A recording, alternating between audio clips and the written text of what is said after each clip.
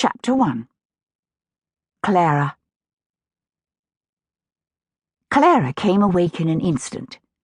She sat up in bed, tingling with the knowledge that it was her birthday. On this very day, the puppet master Grisini would perform at her birthday party. If all went well, she would have tea with Grisini's children. The room was dim. The curtains were drawn tight against the November chill.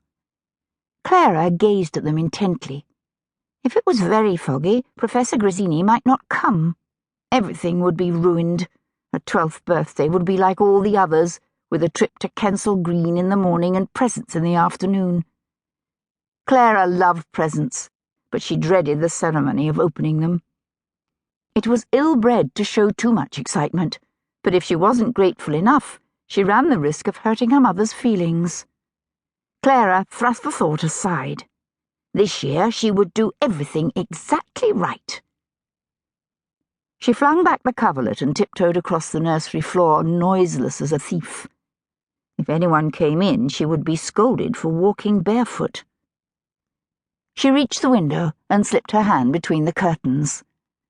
There were 2 sets between herself and the outside world, claret-coloured velvet on top, frilled muslin next to the glass.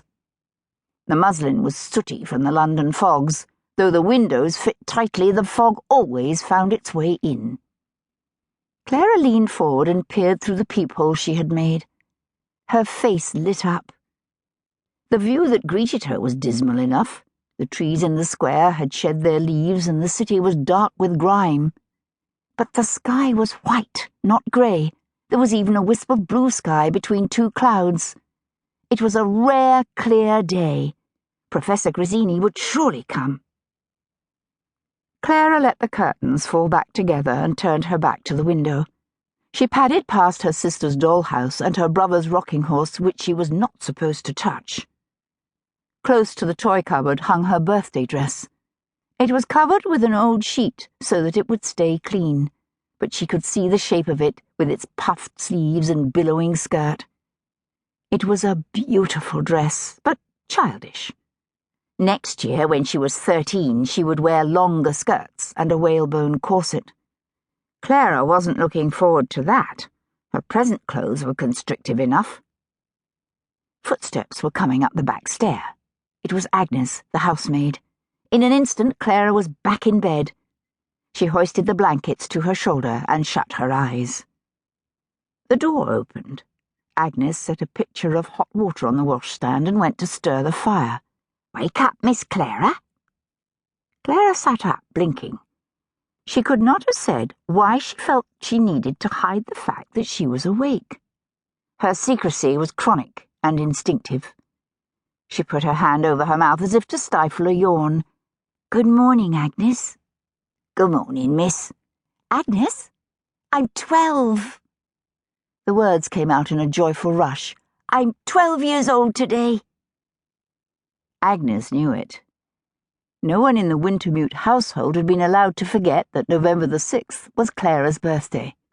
The servants had cleaned the house from top to bottom and decorated the dining room with white ribbons and evergreen boughs.